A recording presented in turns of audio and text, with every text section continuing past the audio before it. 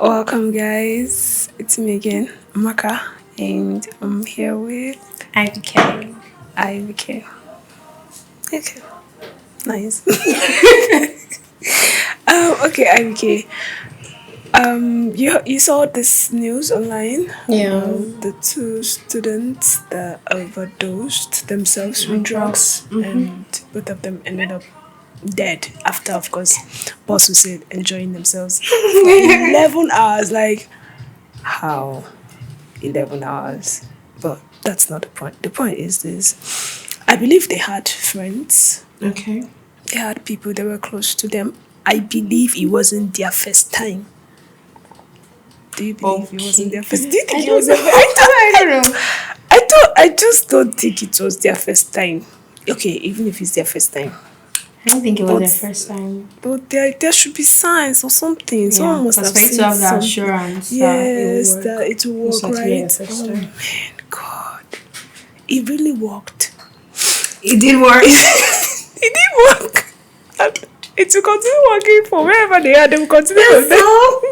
Okay, so my question is this: if you have a friend that you know this person takes drugs and overdoses, him or herself, what would you do? Why did you sound like that? What would you do? Okay, I used to have this neighbor, right?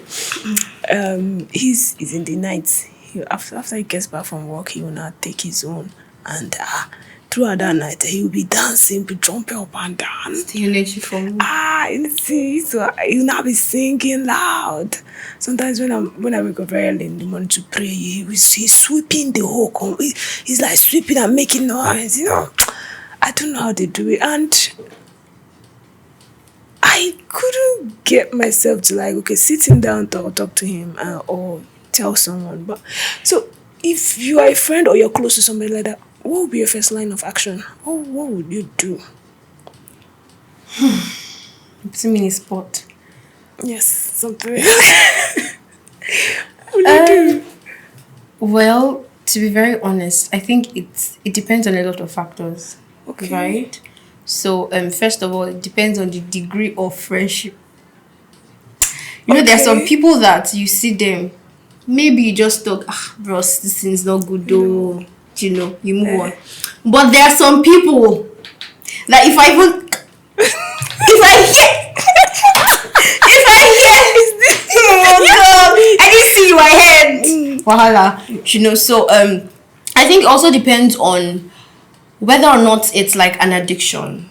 Okay. Because with somebody who tries something for the first time, it's a lot easier to sort of pull the person out. Okay. But for somebody who It's is like it's a painful. full-blown addiction. Okay. Personally, I always say that let me not use substance abuse, drug and substance abuse, right?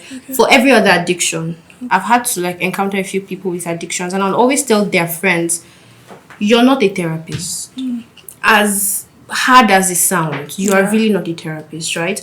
So it's just like something happens to someone, and maybe the person is having PTSD or trauma-induced depression, any of those Okay. things, and I want to do aspire to perspire now. Because really, I think we undermine how serious these things can get. Yeah. So if you notice that somebody has an addiction, please get help. Report to appropriate authorities. Like, not to indict the person now, but like to so the person help. can get help, Okay. right? Get therapists. There are so many NGOs that like their duty is to help people, especially with drug and Substance abuse. Substance abuse, Okay. yeah. Get them out of the addiction and stuff. So please let them get help. But if it's a first time, Thing. drag the person's hair. What are you looking for? We're trying to open up we want to get drag the person's hair. Okay. In this issue of getting help, or I've been in a situation where I knew something was going wrong with somebody, and I didn't know what to do. Like, first of all, I didn't believe it myself, so I had to report to somebody. And when the person found out that I reported to somebody, till today we are not talking. So till today we're not talking, and the person still didn't get the help, right? And the person is now beefing me. So how do you go That's where it about? hurts. How do you go about what's the thin line between trying to help the person and ending up as this person's enemy, and at the end of the day the person doesn't even get the help the person is looking for? Okay, let's say I just found out that you abuse drugs. I can't abuse my head cannot carry it. My brain cannot carry it. I just found out that I abuse drugs. Yeah. And in order to help you, I tried to tell maybe your mom or somebody. Exactly. Yes. Exactly. So okay. So I'll not tell your mom. Your mom not come. I do hear. I had water. Is that true? Do you want to kill me? Do you want to kill yourself before you kill me? So whoa, how would you feel? How will you feel? Okay. Which one should I answer first? How I will feel? Yes. To be very honest, I think, like, to be very, very honest, right? As human beings, sometimes we can be very superficial. Okay. So we will take what we see, excuse me, on a surface level.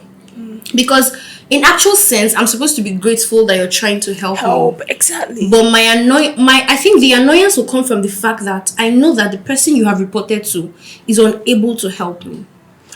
Oh. I don't know if that makes sense. Yeah, I know that this person is unable to help me. I know that ultimately what's going to happen is this person is going to talk, how can you do that? Oh, we trusted you, I'm disappointed. And it's just going to make me recline and go back into my shell. I don't know if that makes any sense. So I think the annoyance is this person is just coming to make noise in my ear and shout.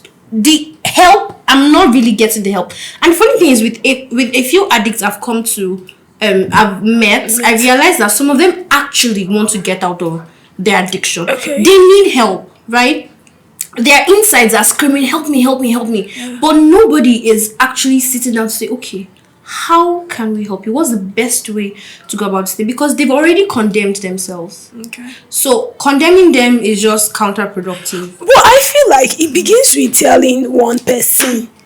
Like I've told your mother now. Even if your mom is not going to help you, she will now provide the she'll go to somebody that can help you. Let's be honest, Amaka.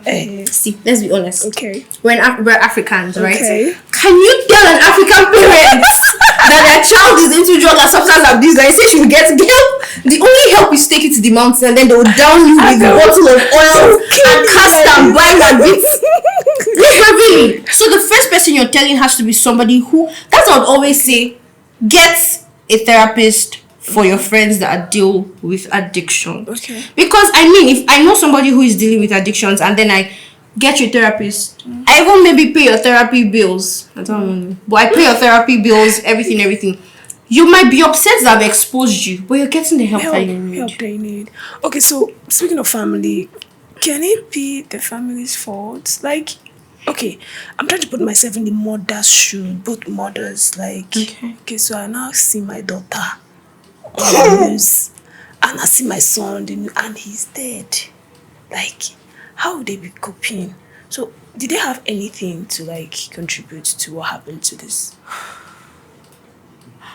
Is that you're making me sound like a psychologist? I put on my glasses. You're doing very well. I'm feeling the role. You're doing very well. Right. You're amazing. I feel you. Yeah. Thank you. So how do you think the parents contributed to what happened? So personally, I think I've always said that culture has a very large part to play in our value system and everything. Okay. So why I'm saying this is because we live in a climate where you can't really express, right? Yeah. You can't really express your problems. Yeah. Talk more of your addictions with your parents or people who are older generally. Yeah. So most times, you see that our generation will seek solace in the internet, friends, stuff like that. So I'm sorry, millennial generation, what this called them, I will still fault them ultimately because the world has evolved, and I'd always say that if the world evolves, we owe ourselves responsibility to evolve with it. Yeah. Exactly. So you know that the world has evolved. You know that children of this generation are smarter, wiser. Yes. If you don't tell them, they will know. A 2-year-old will unlock your phone, my darling. A 2-year-old will do mind-blowing stuff. Yeah. So I think that it's only fair that they create an atmosphere that allows their children to be able to reach out to them. them. You know, our parents would always say, my mom, for example, would always say, and you think I'm being too hard when we're growing up. You think I'm being too hard. When you give birth to your own children, I'll see how you train them. I'll see how you do this, I'll see that. But now that we're older, I look back, in retrospect, I'm like, we are, I don't want to say wiser, but we are more exposed. Yeah. And I think the thing I like about our generation is that we're open to learning. Right? So if something comes out, if a newer version of something comes out, we want to know how it works. Why it works the way it works. But their generation is very, they're very comfortable. They're like, what if I tell you my father is not online? I want to be surprised. No, I won't be surprised. Your problems should be when they're online. No, we don't watch this. At least I want to be able to WhatsApp. Exactly. I want to be able to send my father something or what. Like, it's not every time I will call or go home. Daddy, come online. I want to be able to say, Daddy, come online. Video calls. Video calls. God, imagine video calling your mom and then her camera is facing the ceiling. I'm like, Mommy, I can't see your face. She's like, I'm seeing you now. I'm like, no, put it. I can't see. But basically, that's the thing. They owe themselves responsibility to evolve as well. So I think that's the only place I would really actually fault them. But the bulk of the blame, it's on them. Yeah, we'll still go to the individuals. Is it that they were trying to like try something new? Like, who does 11 hours?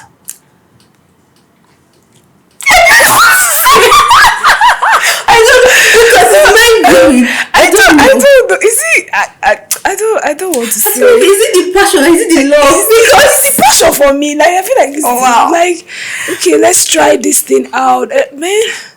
Even if you want to try something out, you do small. You check next day. Do you understand? Next day, not that both of them. They're almost.